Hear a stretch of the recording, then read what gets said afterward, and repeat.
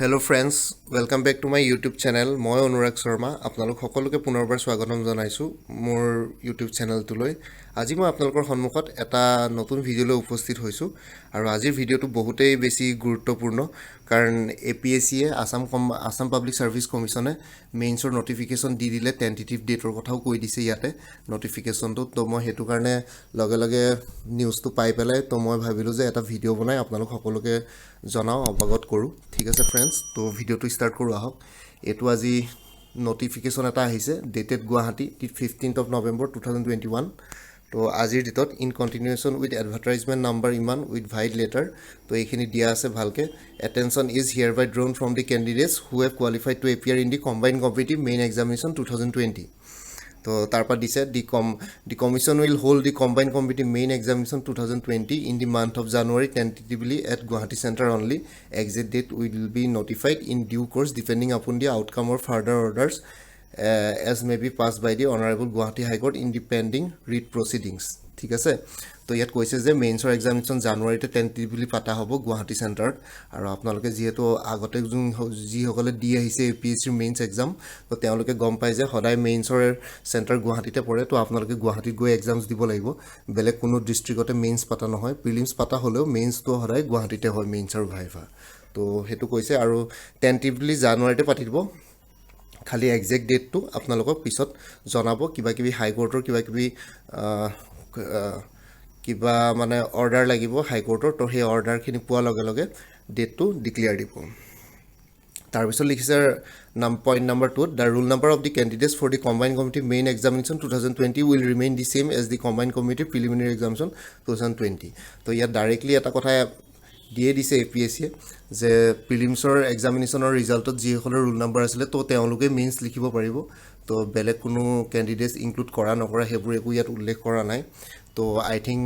এতিয়া যি দেখিছো এপিএসসি যোৱাবাৰৰ নিচিনাকে কোনো সেকেন্ড ৰিজাল্টৰ লিষ্ট তেনেকুৱা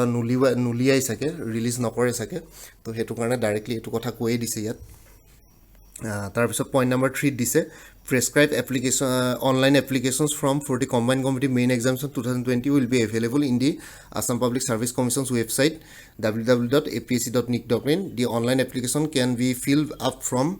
16th of November 2021 to 1st December 2021 till 5 p.m. after which the link will be disabled. Candidates must note the following to notes kini dise to yat apnalor online application from mains or 16 November pa 1 December loke thakibo 2021 5টা বজালৈকে আভেলি তো তাৰ পিছত candidate must follow the note the following বুলি দিছে তাত কেটামান point দিছে কি দিব লাগে the candidates must read the guidelines and how to apply before filling up the application form তো কিছুমান গাইডলাইনস দি দিব হেখিনি পঢ়ি চাবলৈ গৈছে ফিল কৰা আগতে এপ্লিকেশন ফৰ্মখন মেইনছৰ তাৰপিছত the commission will not receive any online application after the last date of submission of applications তো এপ্লিকেশন ডেডলাইন টু যোনটো 1st ডিসেম্বৰ আছিল তো হেতুৰ পিছত অনলাইন এপ্লিকেশন আৰু একসেপ্ট নকৰে ঠিক আছে কমিশনে তো হেতু ডাইৰেক্টলি ক্লিয়াৰলি ইয়াত মেনশন কৰি দিছে তাৰ পিছত the candidates may download the syllabus for combined mains examination 2020 from the commission's website www.apsc.nic.in তো সিলেবাস কোনটো আপোনালোকে গম পায় ময়ো কেবাটাও ভিডিও দি পেলাই দিলু যে www.apsc.nic.in যোনটো এপিএসচিৰ অফিচিয়েল ৱেবসাইট তাৰ পৰা আপোনালোকে সিলেবাসটো পাই যাব মেইনছৰ তাৰ পিছত ইয়াত কোৱালিফাইং পেপাৰৰ কথা লিখিছে candidates have to choose any one of the language from Assamese Bengali Bodo for paper 1 of qualifying papers ঠিক আছে তো ক্যান্ডিডেটসে কোৱালিফাইং পেপাৰছখনৰ কাৰণে এই তিনটা সাবজেক্ট সকলোৱে গম পায় আৰু আসামিজ বেঙ্গলী আৰু বড়ো যিকোনো এটা চুজ কৰি পেলাই কোৱালিফাইং পেপাৰখন চুজ কৰিব লাগিব তাৰ পিছত দিছে exemption for paper A any one of the language from Assamese Bengali Bodo of qualifying nature qualifying papers candidates belonging to Dima Hasao Karbi Anglong West Karbi Anglong Cachar Karimganj and Hailakandi districts who do not have any of these subjects in high school leaving certificate examination shall be exempted from appearing in paper A of qualifying papers ঠিক আছে তো এইখন ডিস্ট্ৰিক্টৰ students যি সকলৰ এই Bengali Bodo বা অসমীয়া নাছিলে হাই স্কুলত তো মানে মেট্ৰিকলৈকে হাই school living certificate organisation HSLC তো তেওঁলোকে এইখিনি এই কোৱালিফাইং পেপাৰখন নিদিলে হ'ব এক্সামটেড কৰিছে তেওঁলোকক ঠিক আছে অকল তেওঁলোকৰ কাৰণে এই স্পেশাল প্ৰভিজনটো দিয়া হৈছে তাৰ পিছত দিছে exemption of candidates from appearing in the paper A any one language from Assamese Bengali Bodo of qualifying paper shall be subject to the outcome or further orders as may be passed by the honorable high court in the pending writ petitions ঠিক আছে তো এটো তথাপিতো আই think সাগে হনাৰেবল কোৰ্টৰ চাগে কিবা অৰ্ডাৰ্ছ লাগিব further অৰ্ডাৰ্ছ exam হ'বৰ কাৰণে মানে এইখিনি কেণ্ডিডেট যে এক্সামখন হ'ব এইটো ছাবজেক্টৰ পৰা পেপাৰেই কোৱালিফাইং পেপাৰখন তো সেইটোৰ কাৰণে অনাৰেবল হাইকোৰ্টৰ চাগে কিবা এটা মানে পেণ্ডিং অৰ্ডাৰ আছে তো সেই অৰ্ডাৰটো পাছ কৰিব লাগিব তেতিয়াহে এক্সামখন হ'ব তো এইটো এটা কণ্ডিশ্যন আছে ইয়াত তাৰপিছত দিছে candidates have to choose any one optional subject among the list of 26 optional subjects mentioned in the advertisement ইমান তো হেতু এটা এডভাৰটাইজমেন্ট দিয়া হৈছিলে 8 সেপ্টেম্বৰ 2020 তাতে অপচনাল সাবজেক্টৰ লিষ্টখন আছে তাৰ পৰা এটা অপচনাল সাবজেক্ট চুজ কৰে আৰু যেহেতু আপোনালোকে গম পায় তো আপোনালোকে অলৰেডি চাগে চুজ কৰি ষ্টাৰ্ট কৰিলে পঢ়া তাৰপিছত দিছে only those PWBD মানে persons with benchmark disability candidates who have earlier applied for scribe at the time of combined preliminary examination 2020 will get scribe for the combined committee main examination 2020 upon application for the same addressing the commission with valid documents as mentioned in the annexure 2 and annexure 3 ঠিক আছে তো যিসকল persons with benchmark disability কেণ্ডিডেটছে প্ৰিলিমছত দিছিলে already আৰু তেওঁলোকে mains দিব পাৰিব যদিহে এই ভেলিড ডকুমেণ্টছকেইখন এপেণ্ডিক্স 2 এণ্ড এপেণ্ডিক্স 3ত দেখুৱাব পাৰে ঠিক আছে তো সেইটোৱে দিয়া হৈছিলে বেচিকলি এইটো আৰু দিছে 15 ডেইজ এটা মেইনছ এক্সামিনেশ্যনৰ 15 ডেইজৰ আগত সেইখিনি কৰিব লাগিব তেতিয়াহে পাৰ্চনছ উইথ বেঞ্চমাৰ্ক ডিচেবিলিটি কেণ্ডিডেটছখিনিয়ে সেইটো নিজৰ এপ্লাই কৰিব পাৰিব আৰু এটা দি দিছে ইয়াত candidates can send hard copy of their application to the commission's office at email তো ইমেইল এড্ৰেছ এটা দি দিছে apsc.asm@nic.in তো হেতুত ক্যান্ডিডেটছে নিজৰ যোনখিনি ভেলিড ডকুমেন্টস সেইখিনি হাৰ্ড কপিও পঠিয়াব পাৰিব ইয়াত এটো অকল পাৰ্সনছ উইথ বেঞ্চমাৰ্ক ডিসেবিলিটি ক্যান্ডিডেটছৰ ক্ষেত্ৰতে কৈছে ইয়াত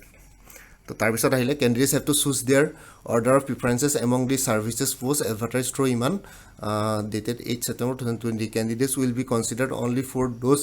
cadres posts that he have chosen while submitting their application online application from the form of combined competing main examination 2020 তো যেতিয়া মেইনছৰ ফৰ্ম ফিল আপ কৰে তেতিয়া এটা হেৰিয়া চাৰ্ট এটা আহি যায় তাতে আপোনালোকে নিজৰ সাবজেক্ট প্ৰিফাৰেন্স যেনেকৈ Assam civil service Assam police service তো তেনেকৈ গুটেখিনি বস্তু এনেকৈ লিষ্ট বাই লিষ্ট এখন লিষ্টৰ নিচিনাকৈ আহি যায় তো তাতে আপোনালোকে নিজৰ ফাৰ্স্ট প্ৰিফাৰেন্সটো যদি আপোনাৰ আসাম পুলিচ সাৰ্ভিস থাকে APS ভৰাব Assam police service second preference যদি আসাম সিভিল সাৰ্ভিস থাকে আসাম সিভিল সাৰ্ভিস ভৰাব তো তেনেকৈ নিজৰ প্ৰিফাৰেন্স গিটা দিব পাৰে আৰু লগতে কিছুমানে যদি ধৰক প্ৰথম তিনটা বা যিকোনো তিনটা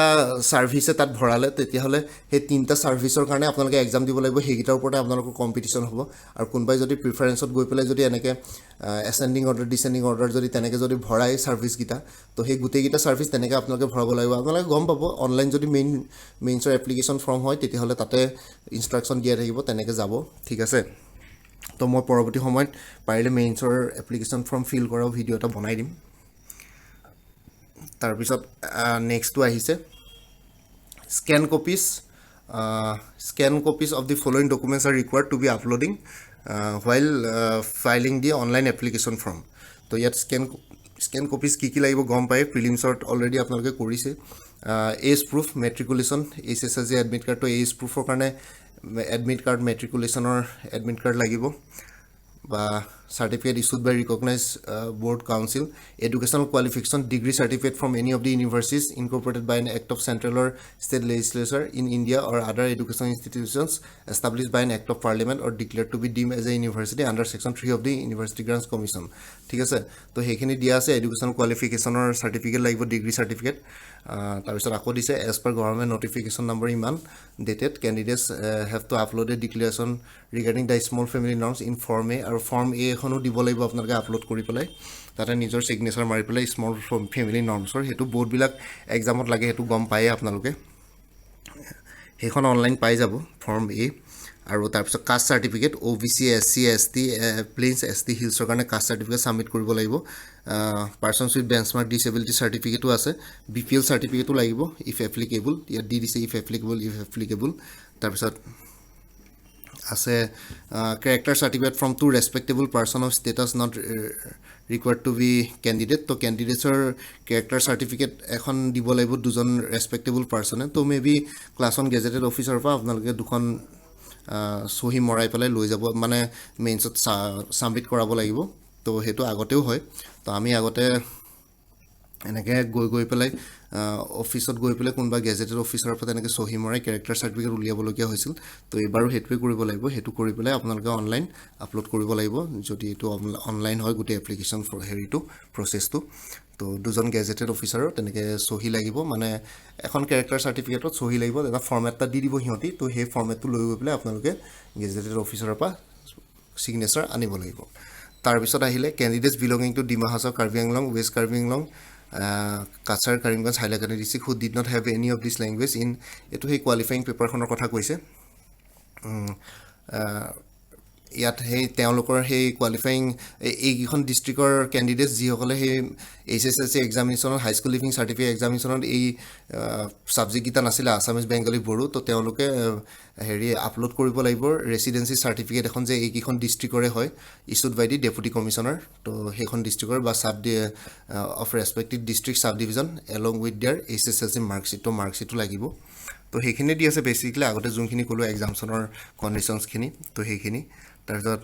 the form of the certificate will be as under আৰু সেই এক্সামছনৰ চাৰ্টিফিকেটৰ এটা ফৰ্মেট দি আছে তো এইটো ফৰ্মেটতে ছাবমিট কৰিব লাগিব তাৰপিছত আহিলে persons in government service whether in a permanent or temporary capacity or as work charge employees other than casual or daily rated employees or those serving under public enterprises are required to upload an undertaking that they have informed in writing their head of office department that they have applied in for the examination. Candidates should note robo code goal etu candidates should note that in case a communication is received from their employer by the commission withholding permission to be candidates applying for appearing at the examination their application will be liable to be rejected candidates will be liable to be cancelled তো ইয়াত কৈছে যে যিসকলে already government ছাৰ্ভিচত আছে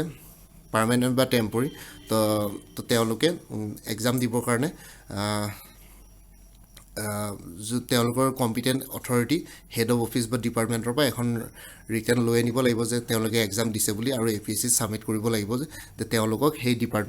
ডিপাৰ্টমেণ্টে তেওঁলোকক APSCৰ exam দিবৰ কাৰণে allow কৰিছে তো সেইখিনি যিসকলে অলৰেডি চাকৰি কৰি আছে অলৰেডি দিছে সেইখিনি গম পায়ে